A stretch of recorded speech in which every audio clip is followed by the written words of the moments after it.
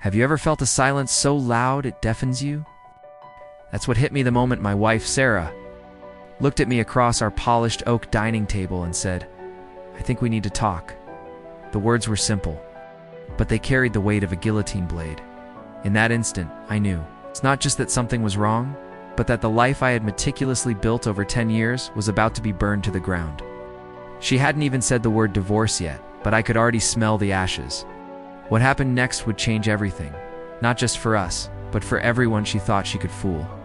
Stick with me to hear the full story, and if you enjoy tales of justice served cold, make sure to hit that subscribe button. It was a Tuesday in late October. The Chicago air was crisp, carrying the scent of rain and fallen leaves. We were supposed to be celebrating my promotion to senior partner at the law firm. I brought home a bottle of vintage Merlot, her favorite, but she didn't even look at it. Her eyes, the same ones I fell in love with a decade ago, were distant, cold. "Mark," she began, her voice steady, rehearsed. "This isn't working anymore. Unhappy." The classic lines, delivered with the emotional depth of a telemarketer. I felt a bitter laugh trying to claw its way up my throat. Not happy? We had a beautiful brownstone in Lincoln Park. 2 cars, a life people envied. I'd worked 60-hour weeks to give her that life, the one she always said she wanted. She continued, listing my faults like a prosecutor. I was distant. I worked too much. I wasn't present. Shh. Each word was a carefully aimed dart, designed to make me the villain of our story. I just sat there nodding, letting her build her case. Because I already knew. I'd known for 3 months. It started subtly. Late nights, she claimed, were with her girlfriends. I'd set an obsession with her phone, which was now guarded like Fort Knox. A new expensive perfume she'd started wearing. The little things. The cliches you see in movies and think, that would never be me. Then came the bigger red flags. The business trip to San Diego that didn't show up on our shared credit card statement. The time I came home early and she jumped a foot in the air, frantically ending a hushed phone call. The final nail in the coffin came on a rainy Thursday. I'd left an important file at home and had to swing back to get it midday. As I turned onto our street, I saw a sleek black Audi parked a few houses down. My heart hammered against my ribs. I knew that car. It belonged to David, a real estate developer we'd met at a charity gala. A guy who oozed smarmy charm and wore suits that cost more than my first car. I parked around the corner, my hands shaking.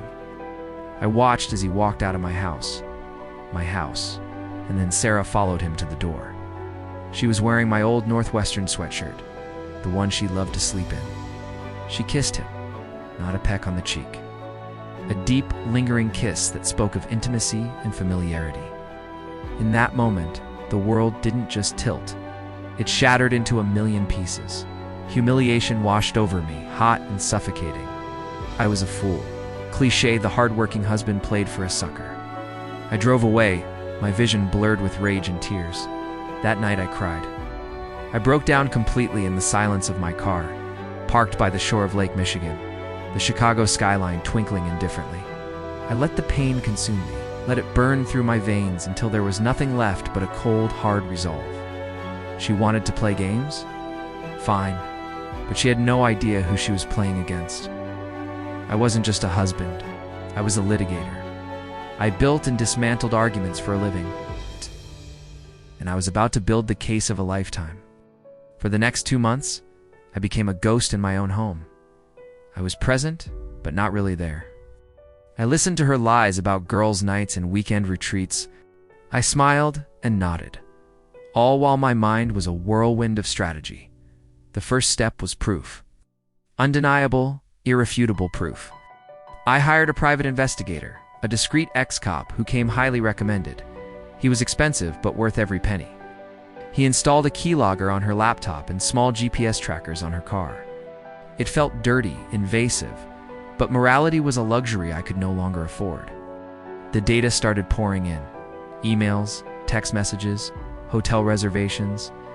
The GPS tracker told a story of secret meetings at the Peninsula Hotel downtown, afternoon trysts at boutique hotels in the West Loop.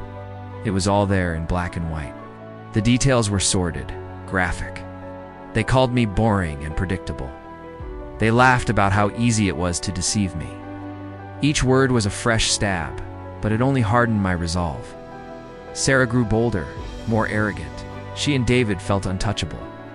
She'd come home smelling of his cologne and look me straight in the eye, complaining about her stressful day at the art gallery. The lies became effortless. The contempt in her eyes was barely veiled. She was waiting for me to break, to give her the easy out she wanted. But I wouldn't. I played the part of the oblivious, overworked husband perfectly. I even suggested we go to marriage counseling, a move that almost made her laugh out loud. I needed more time. My plan wasn't just about divorce. It was about dismantling the world she had built on a foundation of my trust and hard work.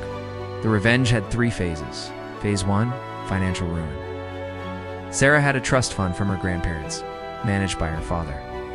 I knew through my legal connections that David's real estate company was looking for a major new investor for a higher-risk, higher-reward development project. Over a few weeks, I subtly planted the seed. I'd leave fabricated articles on the coffee table about the next big thing in real estate development.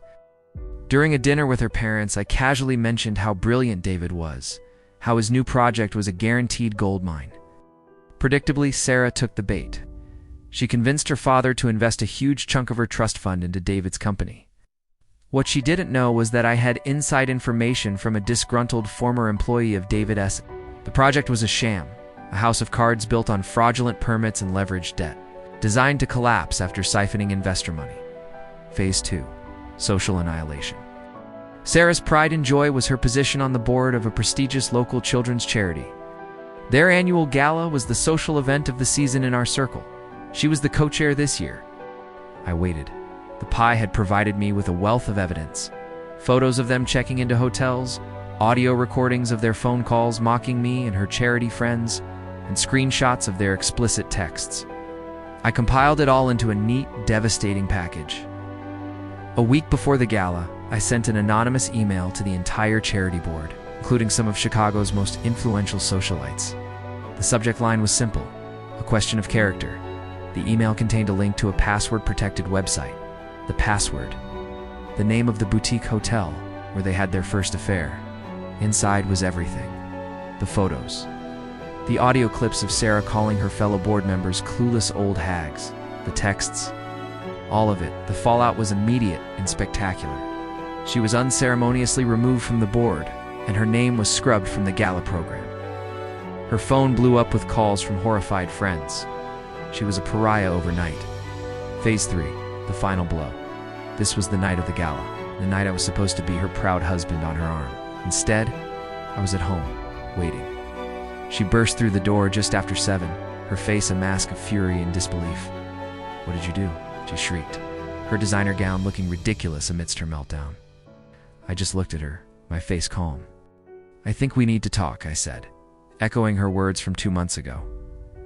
I laid a single folder on the dining table. Inside was a divorce petition and a detailed breakdown of the evidence I had. I told her about the pie. I told her I knew about David. I told her I knew about her father's investment in his failing company. Her face went from red to ghost white. The arrogance drained away, replaced by pure, unadulterated panic. "You'll get nothing," I said. My voice as cold as the lake in winter. "Our prenup is ironclad, and I have proof of infidelity. You cheated, you lied, and you conspired. You will walk away with the clothes on your back and nothing else. David's company will be bankrupt by next month, and your father's investment, your trust fund, will be gone. You are socially ruined. You have no money. You have no one." She collapsed into a chair, sobbing. But they weren't tears of remorse, or tears of self-pity. For the first time in 10 years, I felt nothing for her. No love, no hate, not even pity, just a vast empty space where my heart used to be. David, the coward, stopped answering her calls the moment the news broke. He was too busy trying to save himself. My plan was complete. She was broken, alone, and facing a future she couldn't have imagined in her worst nightmares. I moved out the next day. I didn't look back. I sold the brownstone in Lincoln Park, the place filled with a decade of memories now tainted by betrayal. Sometimes, late at night, I'll drive past that house. The new owners have painted the front door a cheerful yellow. I heard Sarah move back in with her parents, her reputation in tatters, her spirit crushed. I won. I got my revenge. But as I sit here, in my sterile downtown apartment with its panoramic view of a city that never sleeps, the silence is louder than ever. I destroyed her life, but I can't escape the ghost of the man I used to be. The end.